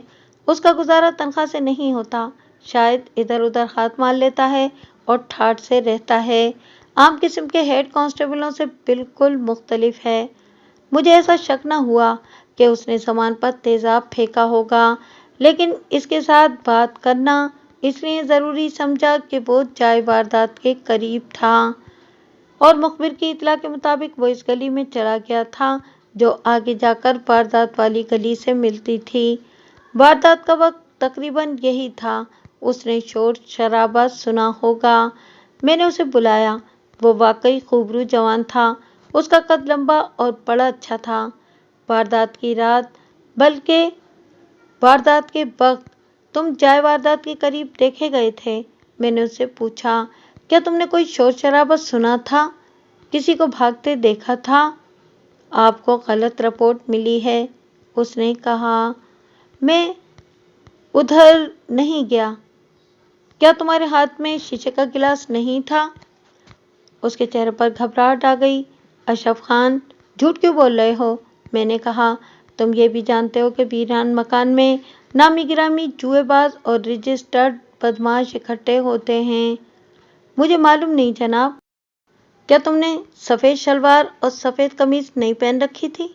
मैंने गुस्से से पूछा। क्या तुम्हारे पाँव में जरी जूती नहीं थी? कबीरनाथ ने मुझे बताया था कि अशरफ खान ज़हीन और होशियार हेड कांस्टेबल है, लेकिन वो मुझे कुछ और नजर आया। वो अहमक था या ढीठ। मुझे यकीन था कि मुखबिर ने झूठ नहीं बोला। अशरफ खान झूठ बोल रहा था। उसने मेरे सवाल का जवाब उल्टा सा दिया। उस जमाने में पुलिस वाले नेकर पहना करते थे। मुझे कुछ शक सा हुआ। अशरफ खान की नेकर घुटनों तक थी। मैंने उसे कहा कि नेकर ऊपर करके दोनों रानें नंगी कर दे। जनाब, उसने हंसकर कहा, आप क्यों मेरे पीछे पड़ गए हैं? आपने मुझे मुश्तबा समझ लिया है? मैंने गर्ज कर कहा, दोनों रानें नंगी कर दो, नेकर ऊपर उठाओ। उसने कोई हरकत न की। कबीरनाथ मेरे पास खड़ा था। वो आगे बढ़ा और गुस्से से ये कहकर कि जलील इंसान, तू हुक्म क्यों नहीं मानता, उसकी नेकर के दोनों पैंचे ऊपर कर दिए। उसकी दाएं रान पर पट्टी बंधी हुई थी। मैंने जरी जूती का पाँव पास रखा हुआ था। वो अशरफ खान की तरफ फेंक कर कहा कि बूट उतार दो और ये पहनो। उसके चेहरे का रंग बदल गया। जुर्म ऐसी चीज़ है जो इंसान की अकल को मार देती है। अशरफ खान बूट उतारने से झिझक रहा था। आखिर उसने बूट उतारा और जूती में पाँव डाला। जूती उसे फिट आ गई। जूती का दूसरा पाँव कहाँ है? ये जूती मेरी नहीं जनाब, उसने कहा। ये जख्म कैसे आया है? एक रोज पाँव फिसला तो जमीन पर गिर पड़ा, उसने जवाब दिया। नीचे लोहे का एक टुकड़ा था, इससे रान कट गई। पट्टी किससे करवा रहे हो? उसने एक डिस्पेंसर का नाम लिया। मैंने कबीरनाथ से कहा कि इस डिस्पेंसर को फौरन थाने बुलाओ। उसने एक कांस्टेबल को दौड़ा दिया। अशरफ खान के मुतालिक पूछा कि कहाँ रहता है। मुझे बताया गया कि पहले अपने बीवी बच्चों के साथ रहता था। 3-4 महीनों से थाने के एक कमरे में रहता है। मैं उसके साथ उसके कमरे में चला गया और उसे कहा कि संदूक और बक्स खोलो। कबीरनाथ साथ था। उसने संदूक और बक्स खोल दिए। लकड़ी के बक्स से जरी जूती का एक पाँव बरामद हुआ। मैंने वो उस पाँव के साथ रखा जो चाय वारदात से बरामद हुआ था, तो जूती मुकम्मल हो गई। दोनों में बाल बराबर फर्क नहीं था। अशरफ खान, मैंने तहम्मुल से कहा, इकबाली बयान दोगे? वो हंस पड़ा। यह हंसी तंजिया थी। कहने लगा, जनाब 15 साल सर्विस हो गई है, मैं कोई बयान नहीं दूंगा। मैंने और कबीरनाथ ने उसके तमाम कपड़े निकाल कर देखे। एक सफ़ेद शलवार बरामद हुई जो उस जगह से फटी हुई थी जहां रान पर जख्म था। धोबी की धुली हुई थी। मैंने धोबी का निशान देखा। अशरफ खान से पूछा कि ये किस धोबी की धुली हुई है। मैं किसी एक भी सवाल का जवाब नहीं दूंगा, उसने बड़ी दिलेरी से जवाब दिया। मैंने कबीरनाथ से कहा कि मुलाजिमों के कपड़े धोने वाले धोबी को बुलवाओ और इसे यानी कि अशरफ खान को हवालात में बंद कर दो। डिस्पेंसर आ गया और धोबी को भी बुला लिया गया। میں نے ڈسپینسر سے پوچھا کہ اس نے ہیڈ کانسٹیبل اشرف خان کی پہلی پٹی کب کی تھی۔ ڈسپینسر میرے منہ کی طرف دیکھتا رہا، پھر اس نے کبیر ناتھ کی طرف دیکھا جیسے وہ صحیح جواب دینے سے ڈر رہا ہو۔ بولو بھائی، میں نے اسے کندھے سے جھنجھوڑ کر کہا۔ میں نے کیا پوچھا ہے؟ اس نے سوچ کر ایک بات بتائی جو تقریباً واردات کی رات کی بات تھی۔ اس وقت 11 بجے کا وقت بتایا۔ اشرف خان نے اسے گھر سے جگایا تھا اور کہا تھا کہ اس کی لڑائی ہو گئی ہے اور وہ نہیں چاہتا کہ کسی کو پتہ چلے، اس لیے وہ اس کی پٹی کر کے کسی کو بتائے نہیں۔ میں نے ڈسپینسر سے کہا کہ اشرف خان نے بہت بڑا جرم کیا ہے، اس لیے وہ سب کچھ بتا دے کہ اشرف خان کے کپڑوں کی کیا حالت تھی وغیرہ وغیرہ۔ میں نے اسے یہ بھی کہا کہ اس نے کوئی بات چھپائی تو اسے اعانت جرم میں گرفتار کر لیا جائے گا۔ اس ہندو نے اپنی چھوٹی سی ڈسپینسری کھول رکھی تھی، وہ کچھ چھپانے کی جرات نہیں کر سکتا تھا۔ یہ تو وہ بتا چکا تھا کہ اشرف خان نے اسے کہا تھا کہ کسی کے ساتھ لڑائی ہو گئی ہے۔ اس نے مزید بتایا کہ اس کی شلوار خون سے لال تھی اور دوسری ٹانگ سے شلوار پر زمین کی رگڑ تھی۔ اس کے پاؤں میں ایک ہی جوتی تھی جو کہ زری کی تھی، وہ دوسرے پاؤں سے ننگا تھا۔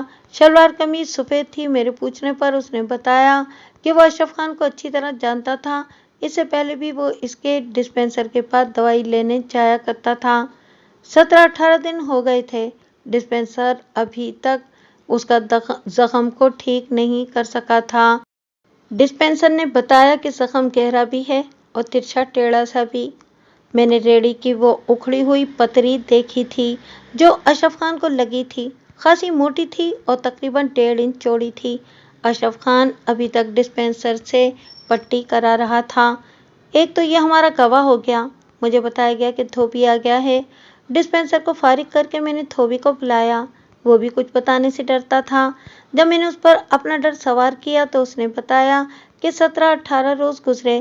حوالدار اشرف خان نے آدھی رات کو اس کا دروازہ کھٹکھٹایا۔ دھوبی باہر نکلا تو لالٹین کی روشنی میں اس نے اشرف خان کو دیکھا۔ اس کی شلوار خون سے لال تھی۔ اشرف خان نے اسے کہا کہ وہ کسی کی شلوار قمیض اسے دے دے اور اس کی شلوار قمیض فوراً بھٹی پر چڑھا دے، لیکن کسی کو پتہ نہ چلے۔ اس نے دھوبی کو بہت ڈرایا۔ دھوبی نے اسے کسی کے استری کیے ہوئے کپڑوں میں سے شلوار قمیض نکال دی جو اس نے پہن لی۔ صبح ہوتے ہی اشرف خان کپڑے واپس کر گیا۔ دھوبی نے اس کی شلوار قمیض رات ہی کو پانی میں ڈال دی تھی تاکہ خون کے داغ پکے نہ ہو جائیں۔ میں نے یہ شلوار قمیض جو اشرف خان کے صندوق سے برآمد کی تھی دھوبی کو دکھائی۔ شلوار ران سے پھٹی ہوئی تھی، وہاں سے پتری ران میں اتری تھی۔ دھوبی نے شلوار پہچان لی۔ میں نے کبیر ناتھ سے کہا کہ واردات کی رات تھانے میں جوان کو ریڑھی پر لایا گیا تھا۔ تھانے میں ہلچل مچی ہوگی، کاغذی کارروائی ہوئی تھی، مضروب کو اسپتال لے جانے کا مسئلہ پیدا ہوا تھا۔ کیا اس نے دیکھا نہیں کہ ہیڈ کانسٹیبل اشرف خان تھانے سے غیر حاضر تھا؟ کسی نے یہ تو دیکھا ہوگا کہ وہ آدھی رات کے بعد واپس آیا تھا۔ کبیر ناتھ نے مجھے بتایا کہ اس نے اشرف خان کے متعلق پوچھا تھا کہ کہاں ہے۔ مجھے بتایا گیا تھا کہ وہ فلم دیکھنے گیا ہے۔ وہ چونکہ خودسر آدمی ہے اس لیے اس نے کبیر ناتھ سے جانے کی اجازت نہ لی۔ بہرحال تمام اسٹاف سے پوچھا گیا تو 2 کانسٹیبلوں نے اسے بتایا کہ اشرف خان آدھی رات کو پچھلی طرف سے تھانے میں آیا تھا اور اس نے وہ کپڑے نہیں پہن رکھے تھے جو وہ پہن کر تھانے سے نکلا تھا۔ اس کے ایک پاؤں میں جوتی تھی۔ اس نے کہا تھا کہ وہ کیچڑ سے پھسل کر گر پڑا تھا، کپڑے خراب ہو گئے اور ایک جوتی ٹوٹ گئی ہے اور وہ ایک دوست کے کپڑے پہن کر واپس آیا ہے۔ اب شک و شبے کی گنجائش نہ رہی۔ تیزاب ہیڈ کانسٹیبل اشرف خان نے ہی پھینکا تھا، مگر اس نے کسی بھی سوال کا جواب دینے سے انکار کر دیا تھا۔ مجھے اس کے اقبالی بیان کی ضرورت تھی۔ مقدمہ تیار کرنا تھا۔ میرے لیے یہ معلوم کرنا ضروری تھا کہ اس کی زبان کے ساتھ کیا دشمنی تھی۔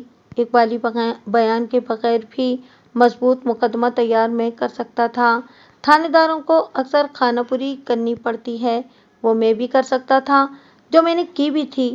یہ تو یقین ہو چکا تھا کہ مجرم یہی ہے، چنانچہ میری کوشش یہی تھی کہ شہادت کی کمی کے باعث یہ بری نہ ہو جائے۔ اشرف خان کو موقع واردات پر کسی نے نہیں پہچانا تھا۔ ریڑھی والے دونوں آدمیوں نے کہا تھا کہ وہ مجرم کو نہیں پہچان سکے۔ کیونکہ اس کا چہرہ پگڑی میں چھپا ہوا تھا اور روشنی بھی تھوڑی تھی۔ ملزم کی شناخت کا ایک قانونی طریقہ ہوتا ہے۔ اسے 10-12 آدمیوں میں کھڑا کر دیا جاتا ہے۔ ایک مجسٹریٹ موجود ہوتا ہے۔ موقع کے گواہ سے کہا جاتا ہے کہ وہ ملزم کو پہچانے۔ اسے شناخت پریڈ کہتے ہیں۔ میں نے بھی شناخت کا یہی طریقہ اختیار کیا تھا، لیکن غیر قانونی حرکت یہ کی کہ ریڑھی والے دونوں آدمیوں کو تھانے بلا کر انہیں اشرف خان دکھا دیا تھا۔ شناخت پریڈ میں انہوں نے اسے فوراً شناخت کر لیا تھا۔ میں نے انہیں یہ بھی کہا تھا کہ عدالت میں اپنے بیانوں میں یہ نہ کہیں کہ ملزم کا چہرہ پگڑی میں چھپا ہوا تھا۔ میں نے اشرف خان کو حوالات سے نکلوا کر اپنے سامنے بٹھا لیا۔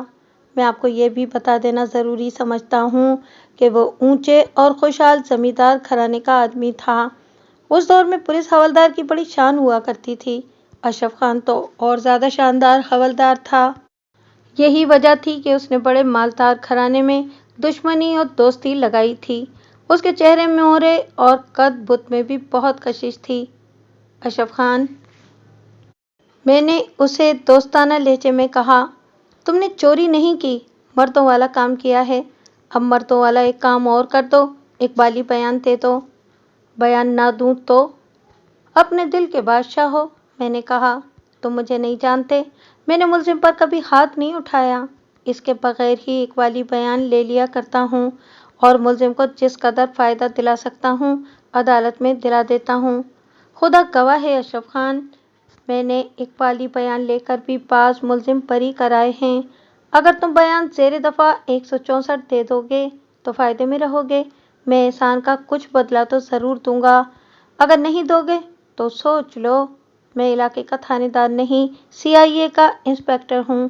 تمہیں اپنے ساتھ لے جاؤں گا اور وہاں گورے انسپکٹر ہیں۔ تم تو جانتے ہو کہ CIA کو درلی جتھا کہا کرتے ہیں۔ اور کیوں کہا کرتے ہیں؟ آپ مجھے ڈرانے کی کوشش نہ کریں، اس نے کہا، میں آپ کے خوف سے کوئی بات نہیں کروں گا۔ اور تم مجھے للکارنے کی کوشش نہ کرنا، میں نے کہا، میں اپنا کیس خراب نہیں کروں گا۔ سوچ لو، خاندانی آدمی ہو، مجھ سے اپنی عزت کراؤ۔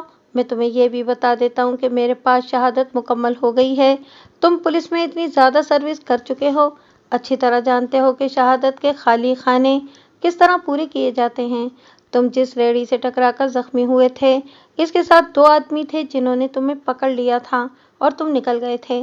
دونوں تمہیں پہچانتے ہیں۔ اس خیال میں نہ رہنا کہ تم نے منہ صافے میں چھپا رکھا تھا۔ میں نے انہیں تمہارا منہ دکھا دیا ہے۔ اگر کیس لڑنے کی سوچ رہے ہو تو کابینہ سے پوچھ لینا کہ میں اپنا کیس کس طرح لڑا کرتا ہوں۔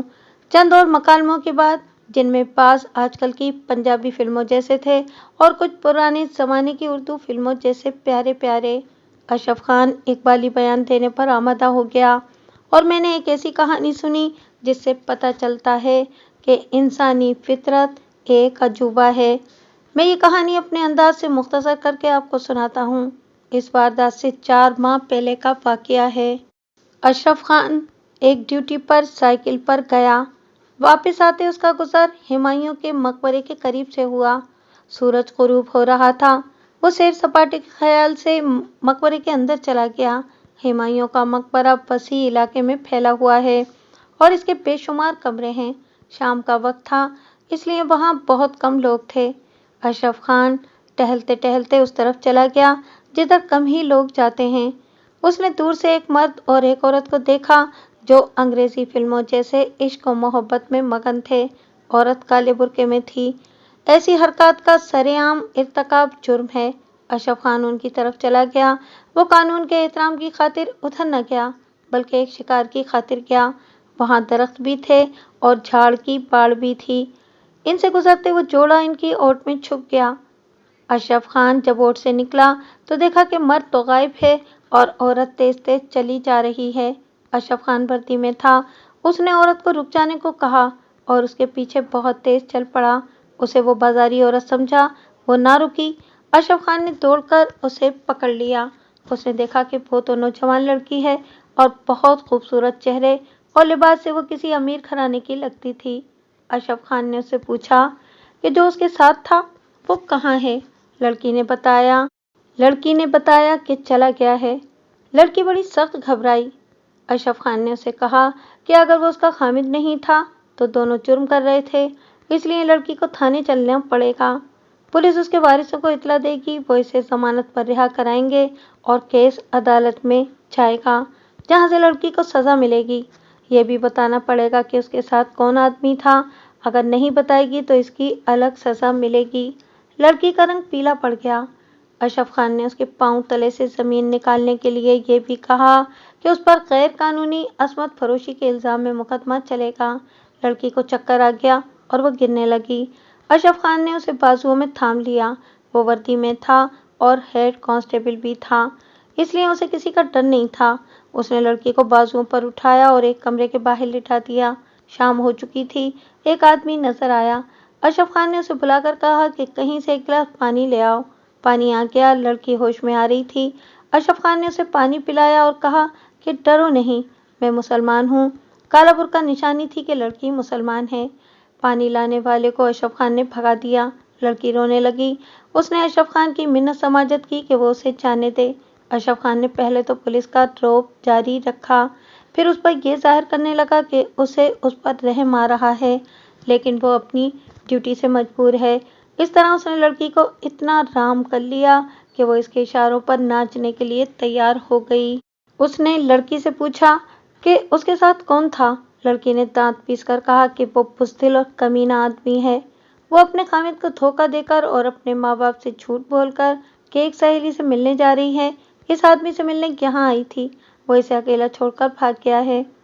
اشرف خان کے اس وعدے پر کہ وہ اسے گھر چھوڑ آئے گا، لڑکی نے اسے اپنے متعلق سب کچھ بتا دیا۔ وہ زمان کی بیوی تھی۔ اس نے جب زمان کا نام و پتہ بتایا تو اشرف خان نے کہا کہ وہ تو زمان کو بہت اچھی طرح جانتا ہے اور یہ بھی جانتا ہے کہ اس کے تعلقات ایک ہندو لڑکی کے ساتھ ہیں اور وہ جوا بھی کھیلتا ہے۔ لڑکی نے اشرف خان کی ٹھوڑی تھام کر التجا کی کہ وہ زمان کو پتہ نہ چلنے دے۔ اشرف خان نے اس سے پوچھا کہ وہ زمان جیسے خوبصورت جوان کو پسند نہیں کرتی۔ لڑکی نے اسے بتایا کہ زمان اس کے ساتھ کیا سلوک کر رہا ہے، اسے طعنہ دیتا رہتا ہے کہ اس نے اسے خریدا ہے۔ میں آپ کو لڑکی کے ساتھ زمان کا جو سلوک سنا چکا ہوں وہ لڑکی نے اشرف خان کو سنا دیا اور کہا کہ اس کے دل میں زمان کے لیے صرف نفرت ہے۔ یہ جو اس کے ساتھ تھا اس کی برادری کا ایک شادی شدہ جوان سال آدمی تھا۔ لڑکی نے زمان سے انتقام لینے کی خاطر اس آدمی کے ساتھ دوستی کر لی تھی۔ اس آدمی نے اس سے وعدہ کیا تھا کہ وہ زمان سے طلاق لے لے تو وہ اپنی بیوی کو طلاق دے کر اس کے ساتھ شادی کر لے گا۔ یہاں میں اپنی رائے ایک بار پھر دے دوں، یہ پورا خاندان دولت کی فراوانی اور انگریزوں کی چاپلوسی کی وجہ سے اوچھا تھا۔ ذہنی طور پر یہ لوگ پست تھے۔ دولت انسان کی شخصیت اور کردار کو بہتر نہیں بنا سکتی، اس کی نشوونما اور بہتری کو روک دیتی ہے۔ میں اس لڑکی کو مظلوم نہیں کہوں گا، وہ بھی اپنے خاندان اور زمان کی طرح اوچھے پن پر اتر آئی تھی۔ ان کے ہاں محبت اور نفرت کا تصور کچھ اور تھا۔ وہ اونچے چوباروں جیسے محل نما حویلی، زیورات، قیمتی اور بھڑکیلے لباس کو شخصیت سمجھتے تھے۔ ان کے ہاں تعلیم تو تھی نہیں، مرد تھوڑا تھوڑا پڑھے لکھے تھے، عورتیں ان پڑھ تھیں۔ میں یہ بات تو بہت ہی پرانی سنا رہا ہوں، لیکن پاکستان میں ایسی شخصیتیں عام پائی جاتی ہیں۔ سمندر پار کا پیسہ اس قسم کی شخصیتوں میں اضافہ کر رہا ہے۔ لڑکی نے اشرف خان کو بتایا کہ انتقام کے علاوہ وہ جذبات کے ہاتھوں مجبور ہو گئی ہے۔ وہ چاہتی ہے کہ اسے کوئی دل سے چاہے اور وہ محبت کے نشے سے سرشار ہو۔ اشرف خان نے اسے کہا کہ اس نے محبت کے لیے ایسا آدمی تلاش کیا ہے جو آگ اور سمندر میں کود جانے کی بجائے ایک پولیس حوالدار کو دیکھ کر بھاگ گیا ہے۔ کیا اب بھی وہ اسے چاہے گی؟ لڑکی نے نفرت سے کہا کہ اس پر وہ 100 لعنت بھیجے گی۔ اشرف خان نے اسے بتایا کہ اسے وہ صرف حوالدار نہ سمجھے، وہ امیر کبیر زمیندار کا بیٹا اور بہت بڑی جائیداد کا وارث ہے۔ اشرف خان جوان بھی تھا اور خوبصورت بھی۔ اس نے لڑکی سے محبت کا اظہار کیا اور کہا کہ وہ اسے بتائے گا کہ مرد ہوتے کیسے ہیں۔ اس کے ساتھ ہی اس نے لڑکی سے کہا کہ ایک عورت کے ذریعے وہ اسے پیغام بھیجا کرے گا اور وہ آ جایا کرے۔ اگر اس نے ٹال مٹول کی تو وہ زمان کو اور اس کے ماں باپ کو بتا دے گا کہ اس نے لڑکی کو کہاں پکڑا تھا اور وہ انہیں کچھ غلط باتیں بھی بتائے گا۔ اس زمانے میں بلیک میل کا لفظ عام نہیں تھا۔ اشرف نے یہ لفظ جانے بغیر لڑکی کو بلیک میل کرنا شروع کر دیا۔ وہ اسے ٹانگے پر بٹھا کر اس کے گھر کو لے چلا خود سائیکل پر تھا۔ وہ لڑکی کے گھر سے کچھ دور رک گیا۔ اس نے لڑکی کو اگلی ملاقات کا دن، وقت اور جگہ بتا دی تھی۔ لڑکی آ گئی۔ وہ اشرف خان کو پہچان نہ سکی۔ وہ اب وردی میں نہیں بلکہ اس وقت کے بڑے اچھے کپڑوں میں تھا۔ لڑکی اس سے ڈری ہوئی تھی، لیکن اشرف خان استاد کھلاڑی تھا۔ اس نے لڑکی کے دل میں ڈر کی جگہ محبت پیدا کر لی۔ اس ملاقات کے بعد 7-8 دن کے وقفے سے ان کی ملاقاتیں ہوتی رہیں۔ لڑکی اشرف خان کو بتاتی رہتی تھی کہ اس کے ساتھ زمان کا سلوک بد سے بدتر ہوتا جا رہا ہے۔ زمان نے اسے جلانے کے لیے یہ بھی کہنا شروع کر دیا تھا کہ ایک ہندو لڑکی کے ساتھ اس کی دوستی ہے اور وہ اس پر مرتی ہے۔ زمان کی بیوی نے اپنی ماں کو جو باتیں نہیں بتائی تھیں وہ اشرف خان کو بتاتی رہی۔ مثلاً زمان اور بیوی کے تعلقات اس قدر کشیدہ ہو گئے تھے کہ وہ برائے نام رہ گئے تھے۔ زمان اس سے نفرت کا کھلم کھلا اظہار کرتا تھا۔ وہ جوں نفرت کا اظہار کرتا تھا، لڑکی اتنی ہی اشرف خان کے نزدیک ہوتی جا رہی تھی۔ آخر ایک روز زمان نے اسے کہا کہ ہندو لڑکی اس کی خاطر مسلمان ہونے کو تیار ہے اور وہ اس کے ساتھ شادی کر لے گا۔ زمان نے بیوی سے کہا کہ وہ اسے طلاق نہیں دے گا بلکہ سوکن کو گھر میں لا کر اس کے ساتھ رکھے گا۔ لڑکی کو زمان کی یہ بات بہت بری لگتی تھی کہ وہ اپنے مردانہ حسن کا اٹھتے بیٹھتے ذکر کرتا اور بیوی کو اپنے مقابلے میں بدصورت کہتا تھا۔ اس کی بیوی کے سینے میں نفرت اور طعنوں کا جو غبار بھرتا جا رہا تھا وہ انتقام کی آگ کی صورت اختیار کرنے لگا۔ اگر وہ اکیلی ہوتی تو خودکشی کر لیتی یا روتی کڑتی رہتی۔ اسے اشرف خان مل گیا تھا۔ وہ اس کے دل میں زمان کے خلاف نفرت کو بڑھاتا رہا اور اسے انتقام کے طریقے بتاتا رہا۔ ایک شام لڑکی نے اشرف خان کو اس عورت کی وساطت سے بلایا جو اشرف خان نے مقرر کر رکھی تھی۔ یہ ملاقات شاہی قلعے میں ہوئی۔ لڑکی بہت روئی اور کہنے لگی کہ وہ زمان سے اس قدر تنگ آ گئی ہے کہ زہر کھا کر مر جائے گی، مگر وہ زمان سے ایسا انتقام لینا چاہتی ہے کہ وہ زندہ رہے اور ساری عمر یاد رکھے۔ اسے زمان نے اپنی اور ہندو لڑکی کی فوٹو دکھائی تھی۔ دونوں بڑی ہی بیہودہ پوزیشن میں تھے۔ زمان کی بیوی کے لیے یہ چوٹ ناقابل برداشت تھی۔